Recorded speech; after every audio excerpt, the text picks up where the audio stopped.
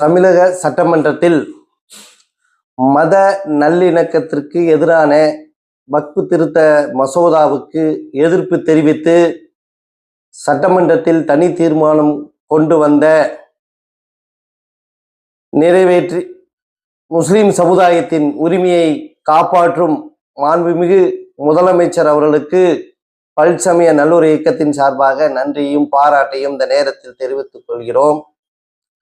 மத நல்லிணக்கத்தை, பொது அமைதியை சீர்குலைக்கும் பாஜக தலைமையிலான ஒன்றிய அரசாங்கத்துக்கு எதிராக களமாடும் மாண்புமிகு முதல்வர் அவர்களுக்கு உறுதுணையாக பல்சமய நல்லூர் இயக்கம் என்றும் உறுதுணையாக இருக்கும் என்பதை இந்த நேரத்தில் தெரிவித்துக் கொள்கிறேன்.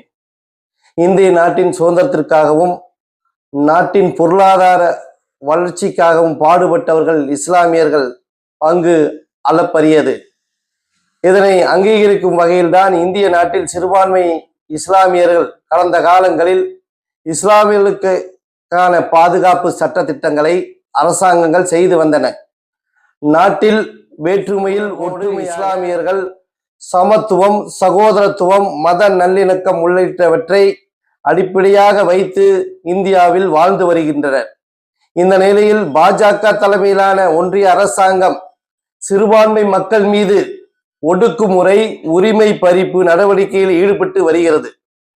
குறிப்பாக காஷ்மீர் விவகாரத்தில் ஆர்டிகல் 370 நீக்கம் செய்து குடியுரிமை திருத்த சட்டம், முத்தலாக் விவகாரம், பொது சிவில் சட்டம் உள்ளிட்டவைகளில் இஸ்லாமியர்களின் உரிமைகளை பறிக்கும் பாஜக தலைமையிலான ஒன்றிய அரசாங்கம் இஸ்லாமியர்களின் உணவு முறை, உடை சுதந்திரம், மசூதிகளில் நடக்கும் தொழுகைக்கு மறைமுக இடையூறும் செய்யும் வலதுசாரிகளை ஆதரித்து வருகிறார்கள். அந்த வகையில் வக்ஃபு திருத்த சட்டத்தை ஒன்றிய அரசு துடித்து கொண்டிருக்கிறது. இந்தியாவில் ரயில்வே துறைக்கு அடுத்தபடியாக 10 லட்சம் கோடிக்கு மேலுள்ள சொத்து வைத்திருப்பது வக்ஃப் போர்டு. அந்த வக்ஃப் போர்டு நிர்வாகத்தை சீர்குலைக்கவும், அத்தோடு இஸ்லாமியர்களின் உரிமைகளை பறித்து கல்வி, வேலைவாய்ப்பு, பொருளாதார முன்னேற்றத்தை தடுக்கவும் இந்த பாஜக அரசாங்கம் முனைகிறது. ஜாயிண்ட் பார்லிமெண்ட் கமிட்டி என்று போட்டு அது முழுமைக்கும் சென்று அந்த எம்பிக்கள் அந்த மாநில மக்களின் எல்லாம் வக்ஃபுல என்ன திருத்தம் கொண்டு வர வேண்டும் என்று சொன்னதையும் கேட்காமல், நானும் கூட சிறுபான்மை ஆணையத்திற்கு கூட அழைப்பு வந்தது. நானும் கூட சென்னையிலே ஜேபிசி மீட்டிங்களில் கலந்து கொண்டு எங்களுடைய சில சரத்துக்களை நீக்க வேண்டும் என்று சொன்னோம். அதையெல்லாம் அவர்கள் எந்த மாநில எம்பிக்களும் எந்த மாநிலத்தில் வாழும் இஸ்லாமியர்களும் சொல்வதை கேட்காமல் அவர்கள் வேணும் என்றே இந்த சட்டத்தை கொண்டு வர முனைப்பு காட்டுகிறார்கள். சிறுபான்மை முஸ்லிம்களுக்கு மக்களுக்கு எதிராக, அரசியலமைப்பு சட்டத்துக்கு எதிராக, விரோதமாக, நீதிமன்ற தீர்ப்புக்கு முரணாக இருக்கும் இந்த வக்ஃபு திருத்த சட்டத்தை ஒன்றிய அரசாங்கம் கொண்டு வந்து இந்திய இஸ்லாமியர்களில் சொந்த நாட்டில் அகதிகளாக வாழும் நிலைக்கு தள்ள வைக்கின்றனர்.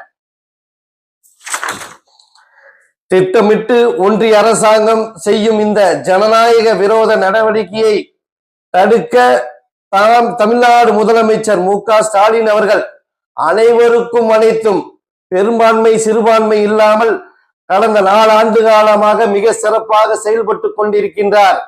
எல்லா மக்களும் சிறப்பாக எல்லா பயனும் பெற்றிருக்கிறார்கள். இந்த 4 ஆண்டு திராவிட முன்னேற்ற கழக ஆட்சியிலே அந்த மாதிரி ஒரு முதலமைச்சர், சிறுபான்மைக்கான முதலமைச்சர், ஒட்டுமொத்த தமிழகத்தை காக்கக்கூடிய ஒரு முதலமைச்சர் இன்று தமிழக சட்டமன்றத்திலே வக்ஃபு சட்டத்துக்கு எதிராக தனி தீர்மானத்தை கொண்டு வந்து முதன்மையான முதலமைச்சராக, இந்தியாவில் சிறுபான்மை மக்களை பாதுகாக்கக்கூடிய முதன்மையான முதலமைச்சராக மிக சிறப்பாக செயல்பட்டு கொண்டிருக்கிறார். அவருக்கு இந்த நேரத்தில் ஒட்டுமொத்த இஸ்லாமிய சமூகமும் நன்றியும் பாராட்டையும் தெரிவித்துக் கொள்கிறது.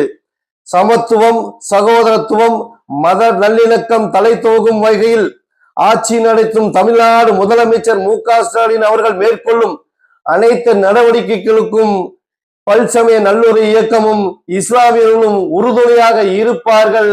நீங்கள் தான் இந்த நாட்டை காப்பாற்ற வேண்டும். மத நல்லிணக்க நாடாக இந்தியாவுக்கே நீங்க சிறந்த தலைவராக முன்னெடுத்து ஒட்டுமொத்த இந்தியாவை காப்பாற்றக்கூடிய தலைவர் மாண்புமிகு முதலமைச்சர் மு.க. ஸ்டாலின் என்பதை நிரூபித்திருக்கிறார். அவருக்கு நன்றியும் பாராட்டையும் இந்த நேரத்தில் தெரிவித்துக் கொள்கிறேன்.